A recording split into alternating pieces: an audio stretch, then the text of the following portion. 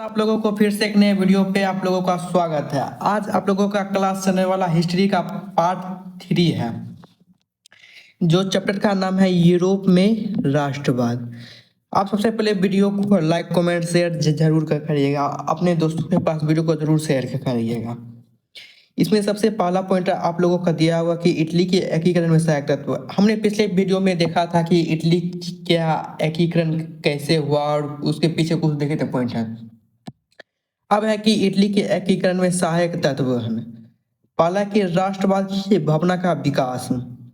राष्ट्रवाद आप जानते हैं कि राष्ट्रवाद का परिभाषा क्या है कि जब अपने देश के प्रति उस व्यक्ति को लगा विचार भावना जो भी हो उसे प्रेम को भावना को राष्ट्रवाद कहते हैं।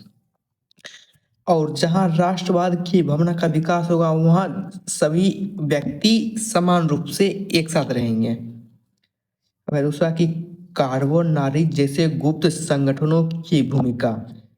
ये कार्बन नारी एक गुप्त संस्थान गुप्त संगठन थी जो इटली के एकीकरण में सहायता करती थी। अब है तीसरा मेजनी का योगदान। मेजनी भी यह इटली का एक राजा था जो एकीकरण में सहायता किया था। बाकी काउंट काबूल की कूटनीति, इसका नीति इतना इटली के एकीकरण के लिए उत्तरदायित्व रहा कि इसका एकीकरण भी सही रहा है। अब है कि गैरिबाल्डी की सैन्य भूमिका। गैरिबाल्डी के पास इतना सैन्य शक्ति था कि इसके योगदान से इटली का एकीकरण संभव रहा। बाकी सार्डिनिया पिडमॉन्ट का राज का नेतृत्व इटली के एकीकरण में इसने भी महत्वपूर्ण भूमिका निभाई। अब है कि ऑस्ट्रेलिया की कमजोरी। ऑस्ट्रेलिया बहुत छोटे छोटे टुकड़ों देशों में बट गया था जिसके कारण यह कमजोर पड़ गया और इटली का एकीकरण में यह हट गया। अब है कि फ्रांस की सहायता से भी इटली का एकीकरण हुआ। अब है कि इटली के एकीकरण में योगदान। हालांकि मेजनी इटली के महान राष्ट्रवादी नेता और क्रांतिकारी थे। उन्होंने इटली के लोगों को राष्ट्रीयता और एकता की भावना जगाई। 1831 में उन्हें यंग इटली नामक संस्थान की स्थापना किया। यहाँ पे देखिए कि मतलब दिया गया कि मेजनी इटली का महान राष्ट्रवादी नेता और क्रांतिकारी था। इसका मतलब हो गया कि वह किसी गलत कार्य को वह नहीं देखता था, इसलिए वह उसके गलत काम करते हुए किसी व्यक्ति को वह रोकता था, जिसे क्रांतिकारी कहा गया।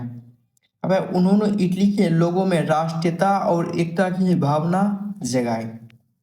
राष्ट्रीयता मतलब होगा कि वह वहाँ के जितने भी व्यक्ति थे वो सभी व्यक्ति को अपने देश अपने राष्ट्र के प्रति लगा प्यार और एकता एक साथ रहने की भावना उस सभी व्यक्ति में जगाने के प्रयास किया और यह प्रयास सफल भी रहा। कि 1831 में उन्होंने यंग इटली नामक संस्थान की स्थापना किया।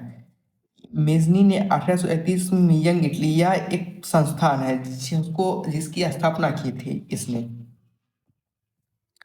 कि इस संस्थान का उद्देश्य विदेशी शासन से मुक्त कर एकत्रित राष्ट्र बनाना था।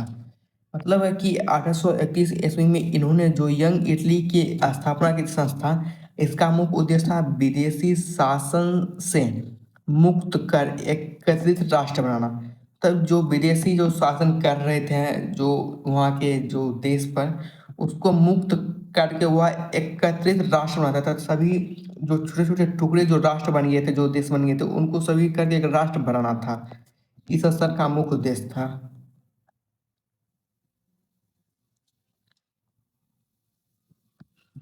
कि मेजनी ने युवाओं को क्रांतिकारी के लिए प्रेरित किया और गुप्त आंदोलन का नेतृत्व किया। मेजनी ने जितने भी वहाँ जो फ्रांस में नहीं सॉरी जितने भी वहाँ जो इटली में जो युवाओं थे उन युवाओं को संघर्ष और विद्रोह करने के लिए प्रेरित किया और यह खुद गुप्त आंदोलन का नेतृत्व किया। जो कार्बोनारी था, जो गुप्त संस्थान था, वही आंदोलन का नेतृत्व किया किसने? मेजनी ने। कि उनके विचारों को पूरे इटली में स्वतंत्रता और एकीकरण की लहर फैल गई। इस कारण उन्हें इटली के एकीकरण का आत्मा कहा गया। मतलब कि इनके विचार से पूरी इटली में स्वतंत्रता और एकीकरण का लहर दौड़ गया। कि मतलब नहीं, हम अपना आज़ादी के लिए हम कुछ भी कर सकते हैं, आप अपने राष्ट्र के लिए कुछ भी कर सकते हैं। वह के वही हो गया कि स्वतंत्रता और एकीकरण की लहर दौड़ गया सभी आदमी में। और इसी कारण से इन्हें इटली के एकीकरण का आत्मा कहा गया। मेजनी को इटली के एकीकरण का आत्मा कहा गया। ये पॉइंट आप लोग जरूर ध्यान रखिएगा। कि इटली के एकीकरण में गैरिबाल्डी का योगदान। गैरिबाल्डी इटली के महान सैनिक और राष्ट्रवादी नेता थे। ये गैरिबाल्डी जो थे, यह इटली के महान सैनिक, जो जो योद्धा, जो बहुत बड़े योद्धा थे, और यह राष्ट्रवादी नेता भी थे। वह अपने राष्ट्र के प्रति बहुत ही लगाव प्यार भावना वाले व्यक्ति थे। इन्होंने इटली के एकीकरण के लिए सशस्त्र संघर्ष किया। इन्होंने इटली के एकीकरण के लिए अपना संपूर्ण बलिदान दे दिया कि नहीं, हम इटली को एक करके ही मानेंगे। उनकी सेना को रेड शॉर्ट या लाल कुर्सीधारी सेना कहा जाता था। मतलब हुआ कि जो इनका सेना था, जो गैरिबाल्डी का सेना, इनके सेना को रेड शर्ट या लाल कुर्सीधारी सेना कहा जाता था। क्या मतलब, जो कि इनका सेना जो था, इनका सेना का कपड़ा कैसा था? लाल लाल कलर का था। लाल लाल कुर्ता या लोग पहनते थे, इसके कारण लाल कुर्तीधारी सेना भी कहा गया इनको। हालांकि 1860 ईस्वी में इन्होंने सिसिली और दक्षिण इटली पर विजय प्राप्त की थी। 1860 ईस्वी में गैरिबाल्डी ने एक युद्ध लड़ा। उन्होंने सिसिली और दक्षिण इटली पर विजय प्राप्त किया। इन्होंने गए लड़ने के लिए और इन दोनों को जीत ली। कि उन्होंने जीते हुए क्षेत्र को सौंप दिया। जो ये क्षेत्र जो जीते थे, सिसिली और दक्षिण इटली, इन्होंने उस सौंप दिया किसी को। अब उसका नाम भूल रहे, सॉरी। कि गैरिबाल्डी के साहस और सैन्य नेतृत्व से इटली का एकीकरण तेजी से पूरा हुआ। तो गैरिबाल्डी साहस और सैन्य शक्ति इनके पास मौजूद था, और इनका नेतृत्व से इटली का एकीकरण को जो प्रक्रिया जो चल रही थी, वह और भी तेजी से स्टार्ट हो गया। कि इसीलिए इन्हें इटली के एकीकरण का महत्वपूर्ण सेनानी माना जाता है। ऐसे अब ध्यान रखना कि इटली के एकीकरण का महत्वपूर्ण सेनानी किसे कहा गया? गैरिबाल्डी को कहा गया। ये बात आप लोग ध्यान रखिएगा। अब है कि जर्मनी का एकीकरण कैसे हुआ। जर्मनी का एकीकरण है आप लोगों का। बिस्मार्क ने जर्मनी के एकीकरण के लिए 3 युद्ध किए थे। पहला युद्ध है कि डेनमार्क के विरुद्ध युद्ध किया था। कब युद्ध किया? 1864 ईस्वी में। और दूसरा युद्ध किया ऑस्ट्रेलिया के विरुद्ध। कब किया? 1866 ईस्वी में। और तीसरा युद्ध किया था फ्रांस के विरुद्ध, जो 1870 से 1871 तक चला था। यहाँ से देखिए, फ्रांसीसी क्रांति इसी युद्ध को कहा जाता है। 1871 ईस्वी में इसका एकीकरण पूरा हो गया। किसका एकीकरण पूरा हो गया? जर्मनी का। जर्मनी का एकीकरण 1871 ईस्वी में पूरा हो गया। अब है कि फ्रांस की हार के बाद 1871 ईस्वी में वर्षा के महल में बिस्मार्क को जर्मनी का सम्राट घोषित किया और जर्मनी का एकीकरण पूरा हुआ। जब इन सब युद्ध हुआ, तो जब वह जीत गए तो फ्रांस की हार हुई। तभी 1871 ईस्वी में वर्साई के महल में बिस्मार्क को जर्मनी का सम्राट घोषित किया गया और जर्मनी का एकीकरण पूरा हुआ। जब यह जीत गया, जब यह जर्मनी का एकीकरण जब पूरा हो गया, तो इसको वहाँ का राजा घोषित कर दिया गया और इसका उसी के साथ इसका एकीकरण भी पूरा हो गया। और जर्मनी के एकीकरण में बाधक तत्व।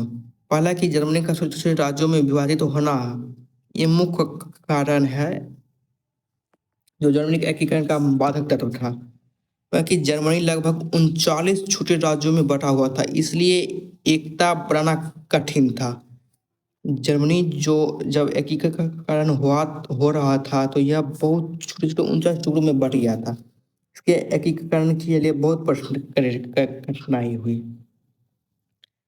बात करते हैं कि और राजाओं और शासकों का विरोध हुआ था। ऑस्ट्रेलिया का हस्तक्षेप, धार्मिक और संस्कृति विभिन्न था। धार्मिक संस्कृति मतलब हो गया कि वहाँ पर भी जाति, धर्म और भाषा के आधार पर लड़ाई झगड़ा होती थी जर्मनी में भी। कि विदेशी शक्तियों का डर, असमानता, यहाँ भी असमानता भी थी।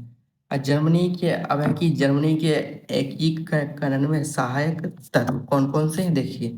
पहला कि राष्ट्रवाद की भावना, पर्सा का नेतृत्व, बिस्मार्क की नीति और सैन्य शक्ति, इन सभी से जर्मनी का एकीकरण संभव रहा। अब जो 3 युद्ध हुआ था, ये जो महत्वपूर्ण युद्ध है जो जर्मनी के एकीकरण में आपको क्वेश्चन पूछ सकता है। डेनमार्क का युद्ध हुआ था कब? 1864 ईस्वी में। ऑस्ट्रेलिया का युद्ध कब हुआ? 1866 ईस्वी में। और फ्रांस का युद्ध कब हुआ? 1870 से 1871 ईस्वी तक युद्ध चला था फ्रांस का युद्ध। अब है कि इन युद्धों ने जर्मन राज्यों को एकजुट करने में मदद की और फ्रांस की हार हुई। इन सभी युद्ध जर्मन राज्यों को एकजुट हो गया और तभी फ्रांस की हार हुई। और बिस्मार्क ने जर्मनी के एकीकरण के लिए रक्त और नौह की नीति अपनाई थी। सॉरी, ये पॉइंट पीछे लिखना था, यहाँ पे लिखा गया कि बिस्मार्क ने जर्मनी के एकीकरण के लिए कौन सी नीति अपनाई? रक्त और लौह की नीति अपनाई। किसने? बिस्मार्क ने किया। कौन सी नीति अपनाई? रक्त और लौह की नीति अपनाई। हाईलाइट कर लीजिएगा ये पॉइंट आप लोग। चलिए अब फिर से मिलते हैं एक नए वीडियो में कल। Thank you, goodbye. Video को लाइक, कमेंट, शेयर जरूर